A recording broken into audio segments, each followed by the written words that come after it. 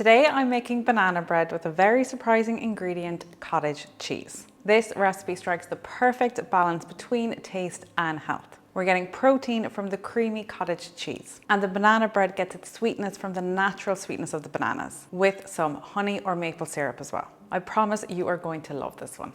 I myself have made it probably about 6 times in the last month, and it is one that I struggle to have self-control around. So take that as a word of caution and make sure you have plenty of people to share this with. So to start off, we're going to preheat our oven to 350 degrees Fahrenheit.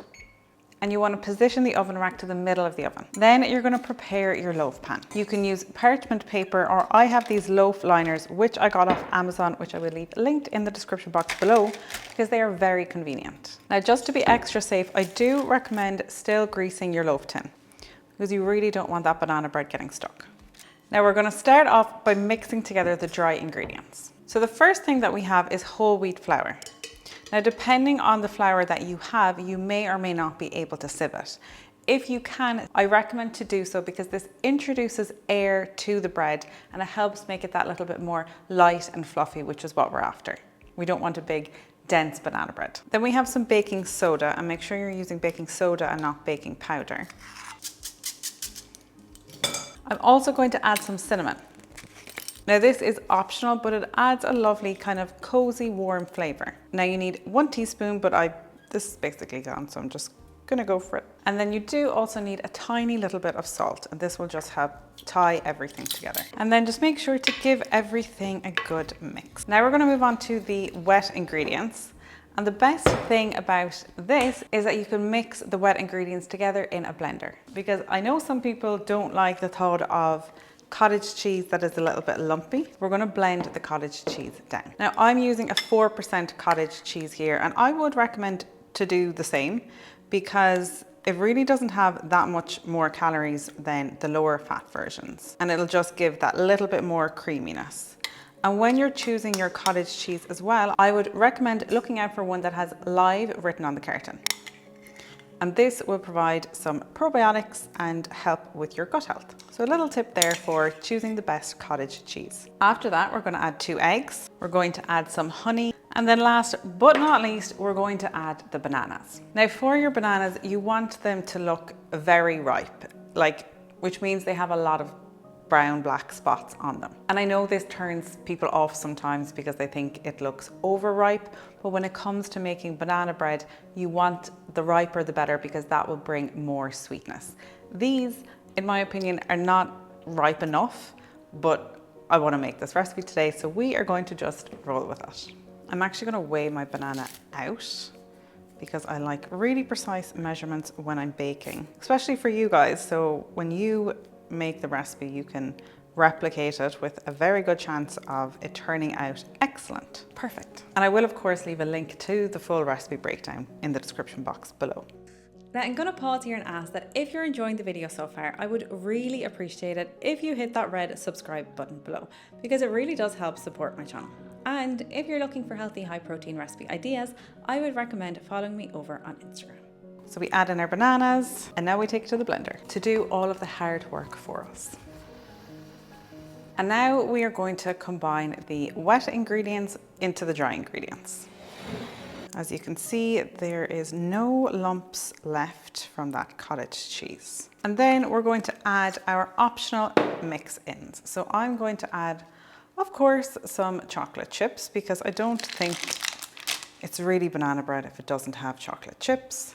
And we're also going to add in some walnuts. Now, people don't usually think of banana bread as something that you would make as part of a meal prep, but I often will make banana bread on a Sunday as part of my weekly meal prep, because I do think it's a very handy grab and go snack. I like to have it if I'm going for an early morning run and I don't want to have a big breakfast, but I want something to give me a quick bit of energy, and this is perfect for that.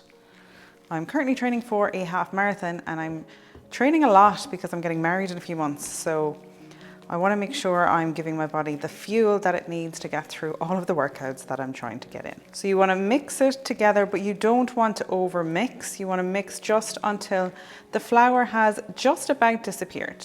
It's okay if there is small traces of flour. So I think we're about good to go. So let's get our tin. So we have our prepared loaf pan. We're going to add it all in now. And then you want to just flatten out the top just a little bit. It'll flatten out itself in the oven, so you don't need to be too stressed about this part. However, we do of course want to decorate the top because it just will look so much better when it comes out of the oven. And if you're making this for other people, it'll be a lot more impressive if we have a nice decorated top to go alongside this banana bread. So I'll show you what to do next. One of my favorite ways to decorate banana bread is to get another banana, and we're going to cut it in half lengthways and put this on top.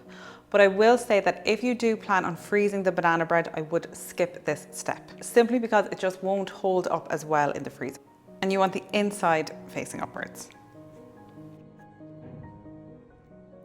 Now, of course, the next thing that all beautiful banana breads have on top is some extra chocolate chips.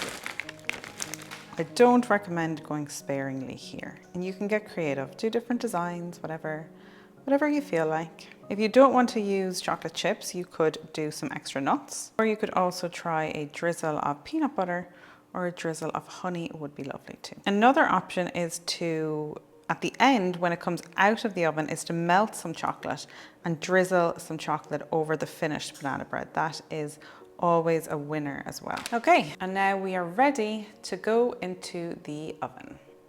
Siri, set an alarm for 50 minutes. 50 minutes, counting down. Okay, so you want to leave it in the oven for about 50 minutes. Getting the timing of your banana bread right is key, and all ovens will differ a little bit, so I do recommend maybe starting to check it at around the 45-minute mark. You don't want to overcook it because then it will be dry, but you don't want to undercook it either because then it will be raw. Now, with some ovens, if they run hot, the banana bread may start to burn a little bit on the top, but it might not yet be fully cooked on the inside. So what you can do here is for the last 10 minutes, take the banana bread out, cover it with some foil, and then put it back in. That will stop the top of it from getting overly done. Okay, so now we have our moment of truth. You want to have a wire track ready for when you take this out of the oven. This looks really, really good. As you can see, the bananas on top and the chocolate chips just give it that little bit of an extra something.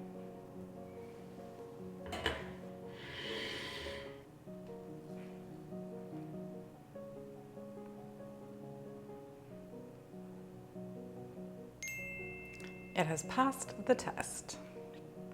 So now we want to leave it cool within the loaf for 10 minutes. So after your 10 minutes have passed, you can then take it out of the loaf tin, but you still don't want to slice into it for another about 20 minutes, even though I know that is not the easiest thing to do, but this is just because it does continue to set slightly. So here we go.